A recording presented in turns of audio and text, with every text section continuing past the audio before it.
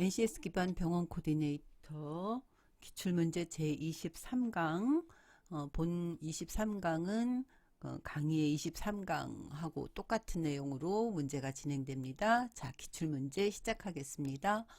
자, 제일 첫 번째 문제입니다. 병원에서 고객에 맞는 서비스를 개발하는 것이 중요하다. 그런데 다음 중 병원에서 도입하기에 적합하지 않은 서비스는 어떤 것일까요? 자, 병원에서 서비스를 여러 가지를 도입할 때 적합하지 않은 것 어떤 걸까요? 자, 액션 영화나 공포 영화 이거 병원에서 틀기에 적합하지 않죠. 경영, 처세, 창업에 관한 책 괜찮죠? 그 대기실에 놓으면. 그 다음에 3번 숫자 게임이나 아동용 영어 교재 이것도 병원에서 활용할 수 있겠죠. 등산 낚시나 바둑 잡지 이런 것도 가볍게 대기실에서 활용할 수 있겠죠. 자, 5번 셀프 커피, 차 등의 음료 코너. 요즘 이렇게 음료 코너를 별도로 운영하는 병원들이 많아졌죠. 직원들이 차 한 잔 드릴까요? 이런 서비스가 이제 그 직원들의 노동력도 많이 들어가고 하기 때문에 병원 대기실이 이렇게 있으면 대기실 한 코너에다가 이렇게 음료대를 마련해 놓는 병원들이 많이 늘어나고 있습니다. 어렵지 않은 문제였어요. 자, 두 번째 문제 봅니다. 자, 2번 고객 만족의 의의로서 적합하지 않은 것은 자 고객 만족이 무엇인지 우리 다 배웠죠? 고객 만족의 의의로 적합하지 않은 것 고객 만족은 고객의 경험 과정과 결과에 따라서 만족감이 달라진다. 그래서 고객이 만족하는 경우 그죠. 그런 경우, 고객이 만족하지 못하는 경우 하면서 우리 다 배웠던 거 기억하실 거예요. 자, 2번. 고객이 느끼는 가치에 대해서 적절한 혹은 부적절한 보상을 받았다는 느낌을 갖는 심리적인 상태가 고객 만족이다. 맞죠? 자, 3번 보겠어요.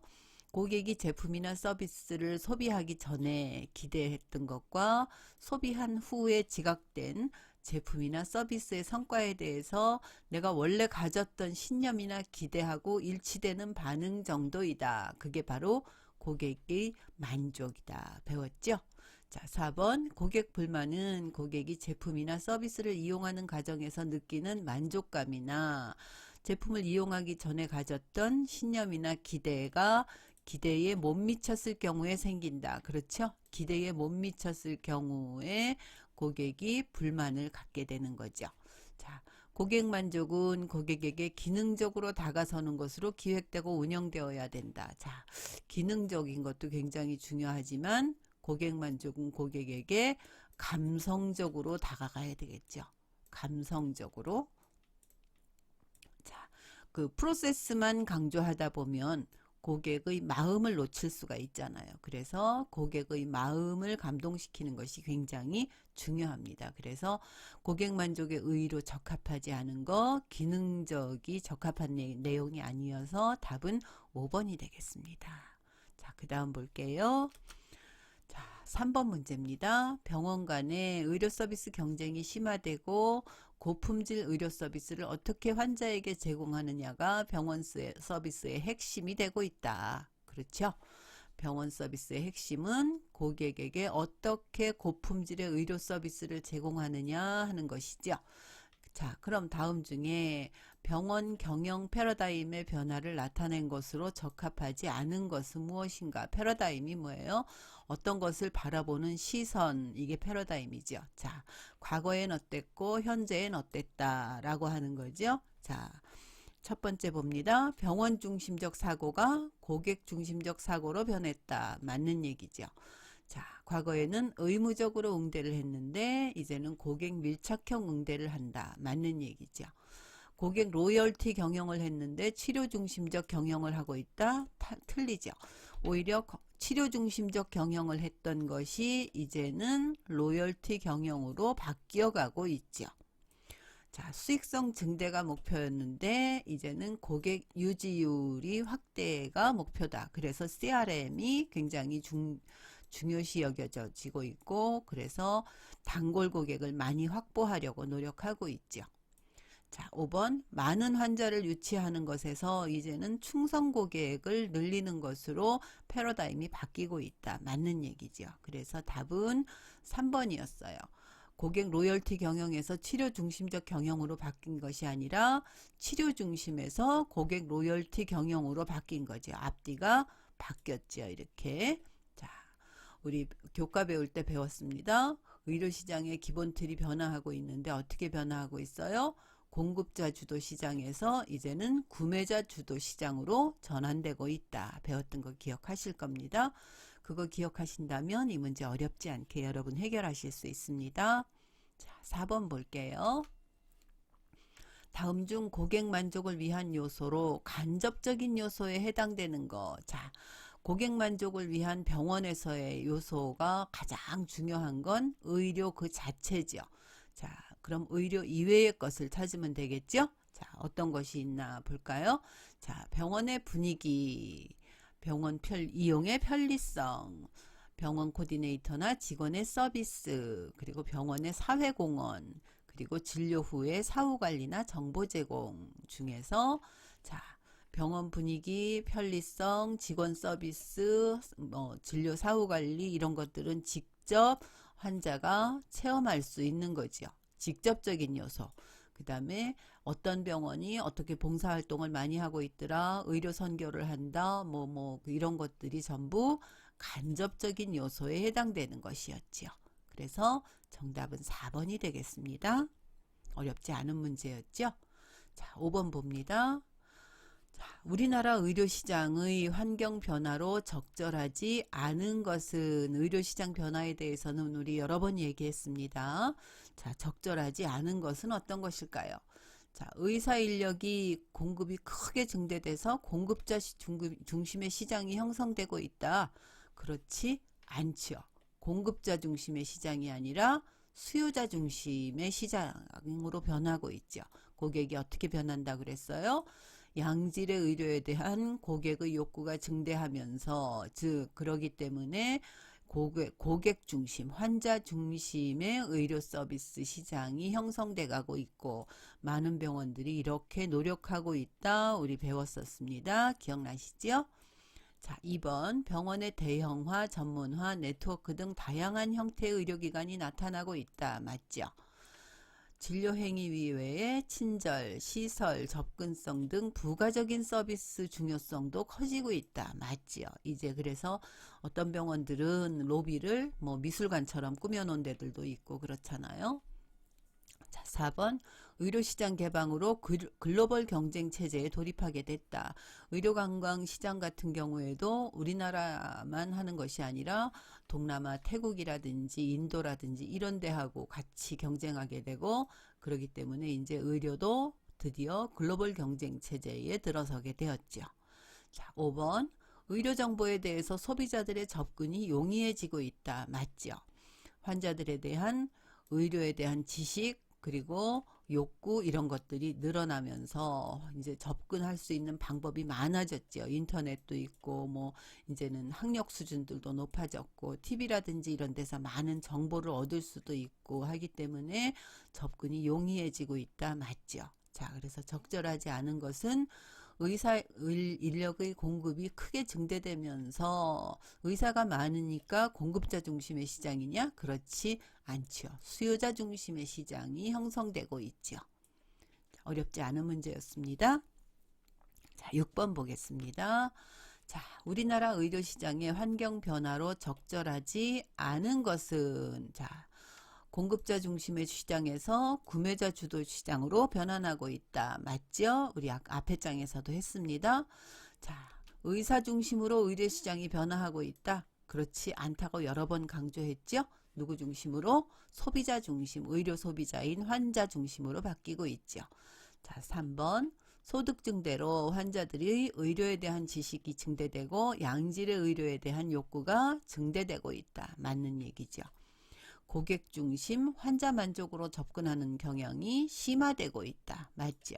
이제는 의료 중심, 치료 중심이 아니라 고객 중심이죠. 자, 의료관광 산업의 발전이 이제 의료 환경의 변화를 갖고 오고 있다. 맞는 얘기죠. 자, 그래서 우리 교과 배울 때 변화하는 의료시장에 대해서 의료시장의 기본 틀이 공급자 주도 시장에서 구매자 주도 시장으로 변화하고 있다 배웠죠? 자, 그리고 앞에 장에서도 우리 봤습니다. 고객이 어떻게 변하고 있어요? 소득 증대로 환자들의 의료에 대한 지식이 증대되고 양질의 의료에 대한 욕구가 증대되고 있다 배웠죠. 그래서 정답은 2번입니다. 의사 중심으로 의료시장이 변화하는 것이 아니라 구매자 중심으로 의료시장이 변화하고 있지요. 어렵지 않은 문제였습니다. 자, 7번 봅니다. 자, 우리나라 의료시장의 환경 변화로 적절하지 않은 것은입니다. 우리나라 의료시장이 어떻게 변화하고 있을까요? 제일 첫 번째, 노인 인구가 증가되고 있다. 맞는 얘기죠. 고령 인구의 증가로 퇴행성 질병이 증가되고 있다. 맞죠? 40대 이후 만성질환자가 증가되고 있다. 맞죠? 자연치유법이 발전하면서 환자 수가 급감하고 있다? 그렇지 않죠. 자연치유법도 또 하나의 대체의학으로 발전하고 있지만 그것 때문에 기존 환자 수가 급감하고 있지 않죠. 만성질환자가 증가하고 있다. 맞는 얘기죠. 자, 우리 노인 인구가 증가되면서 의료시장 변화에 대해서 고령 인구가 증가하기 때문에 퇴행성 질병이 증가하고 있다 배웠습니다. 그리고 40대 이상의 만성질환자가 증가하고 있다 배웠죠. 그래서 고령자 인구 비율이 1990년대에는 5.1%밖에 안 됐는데 지금 현재인 2020년대에는 15.7%, 2050년대가 되면 전체 인구의 37.4%, 2060년대가 되면 40% 이상이 고령자가 될 걸로 지금 인구 예측을 하고 있죠. 그러면서 만성질환자가 2007년도에 이렇게 그 전체 질환자 중에서 25% 정도밖에 되지 않았는데 지금 현재 2020년도에는 37.1%나 될 정도로 만성 질환을 가진 환자들이 늘어나고 있죠. 그래서 만성 질환을 가진 환자들의 특징이 어떤 거예요? 장기적으로 병원을 계속 이용하는 환자들이잖아요. 그래서 이런 만성 질환을 가진 환자가 많이 늘어나고 있는 것이 의료시장의 굉장히 커다란 변화 중에 하나입니다. 자연치유법으로 인해서 환자 수가 급감하는 것이 아니라 자연치유법도 발전하고 있다. 요까지만 맞는 얘기였지요. 자, 그 다음 문제 보겠습니다. 자, 만성질환이 뭔지 알아야 되겠죠. 만성질환에 대한 설명으로 적합하지 않은 거 어떤 것일까요? 만성질환은 말 그대로 장기간 치료를 필요로 하죠. 그 다음에 부모에게 물려받은 질병은 만성질환이 아니라 유전병이죠. 유전병. 기능장애를 동반하는 경우가 많다. 뭐 예를 들어서 걸음걸이가 불편해진다든지 아니면 뭐 호흡기가 문제가 생긴다든지 하는 경우가 많죠. 그리고 만성질환의 특징 중에 하나가 질병관리, 만성질환은 관리하는데 많은 시간이 필요되고 적정한 관리, 꾸준한 관리가 필요한 것이 만성질환이죠. 자, 만성질환 한번 더 알아볼게요. 만성질환이 뭡니까? 만성질환은 장기간 치료를 요하고 그리고 질병이나 기능장애를 가지고 온다. 그리고 적정하고 꾸준한 관리가 필요하다. 그래서 세계보건기구에서는 심뇌혈관 질환, 당뇨병, 만성호흡기 질환, 암을 만성질환으로 정의하고 있지요. 자, 만성질환에 대해서 알아두시면 좋겠습니다. 자, 9번 볼게요. 병원의 미래 발전 방안으로 적절하지 않은 것은 자, 병원이 미래에 어떻게 발전되어야 될까요? 제일 첫 번째, 부가 서비스를 다각화하는 전략이 필요하다. 맞죠? 지금 그래서 병원 내에서도 샵인샵이 운영되고 있고 병원 내부에 커피숍, 네일샵, 뭐 편의점 이런 것들이 많이 들어와 있죠. 그래서 부가 서비스를 다각화하는 거 맞는 얘기입니다. 자, 의료 서비스를 다각화한다. 그래서 우리는 통증만 전문으로, 수면만 전문으로, 피로만 전문으로 이렇게 지금 우리가 특별하게 시장을 세분화해서 그 세분화된 시장을 접근하려고 하는 다양화되고 다각화된 의료 서비스 시장이 생겨나고 있죠. 자, 세 번째, 3번 핵심 서비스의 다각화.